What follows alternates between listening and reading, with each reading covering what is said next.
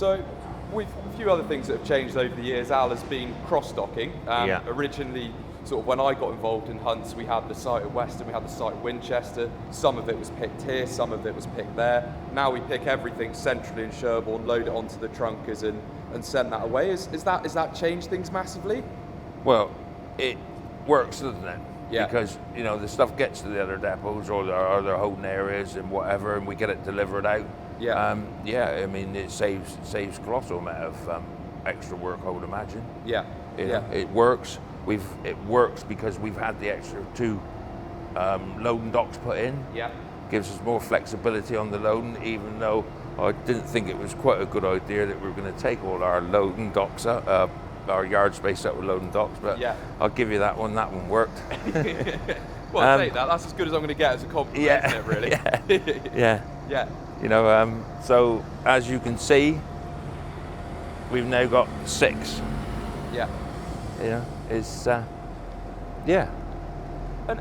Al, talk a little bit about BRC. So obviously, I'm sure back in the early 70s when you started, accreditation and health and safety wasn't taken as seriously.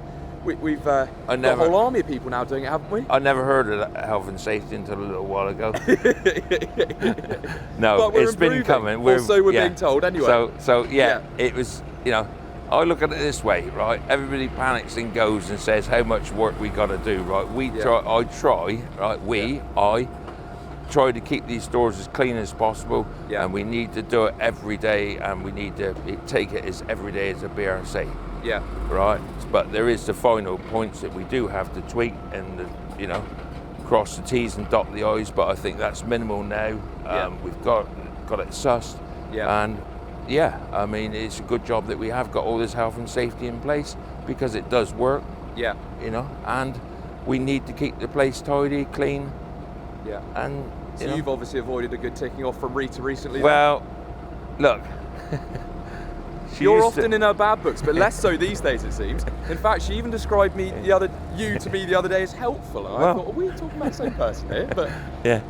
Well, you get it in your ear, don't you, from Rita? And you think, yes, Rita, I'll sort it. Don't worry, I haven't forgot I got to do it. It will be done. And I think we've always got there, and hopefully we will get better and better grades as we go along. Yeah. You know, and Brilliant.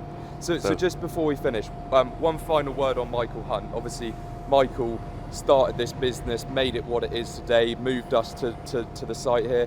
How would you describe Michael to one of our employees who started more recently and people like myself who never had the opportunity to meet him?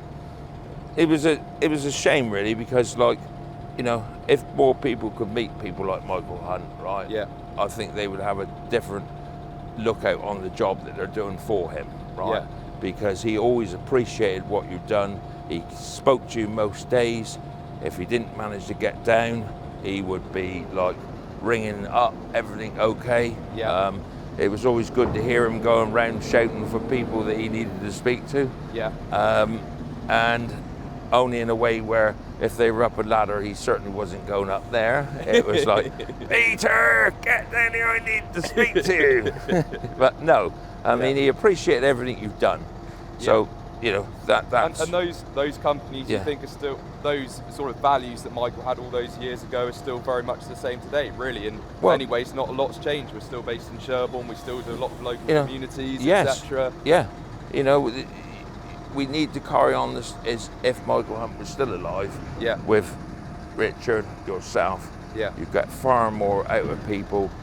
If you appreciate what people do, they don't want to be numbers, do they?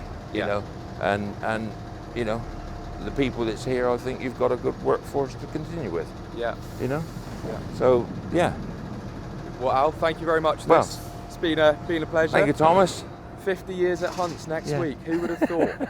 Combined with Joe, who's done 38, and your father, who's probably done quite a few as well. Exactly. I think the company's been very lucky with the three of you, really, haven't we? Yeah. Just flick the camera in and put them on those pallets a minute, because I want somebody to tell me how many pallets I've actually moved in my 50 years. Go on, spin around.